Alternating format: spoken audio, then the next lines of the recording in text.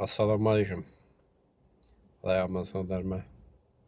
Денсаулықтар жақсы ма? Біз әдеттегідей тегін сабақ группасы деген сабағымызды бастаймыз. Тыңдасаңыздар. Бұл кімдерге арналады? Бұл жұмысы жоқ, үйде отырған, зейнеткер, әскерге барып келген, оқуды бітіріп диплом алып келген, ауылда жүрген, жұмыс жоқ, жұмыс болса істер едім деп жүрген жастарға айтарымыз ғой. Телефон қарап отырғанда осы біздерді көретін шығарсыңыз. Шығып сөйлеп жатқанымызды. Соның есесіне қарап, осы не айтып жатыр екен деп осыған тіркелейін деп тіркеліп, сабақ көріп, көрсеңіз жақсы болады. Сабаққа тіркелесіңіз, сабақ көресіңіз.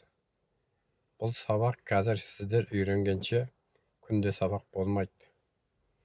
Сіздер әбден үйренгенше, ойыңызды өзгерткеніңізше, сабырлы болғаныңызша, шыдамды болғаныңызша, бұл сабақ әр жексенбі сайын кешкі сағат 8-де басталады. Қалған уақытта басқа жұмыстарыңыз болса, сода жүре бересіңіз. Бұл сабаққа әркім өз еркімен қосылады. Өз еркімен шығып та кетіп жатқандар бар ғой, кіріп шығып жүре бересің, ақыр бір күні ойыңызға түсер, ойланарсыңыз. Бұл сабақ өте керемет. Ұстазымыз мықты айтады. Бұл тәрбие береді бір жағынан.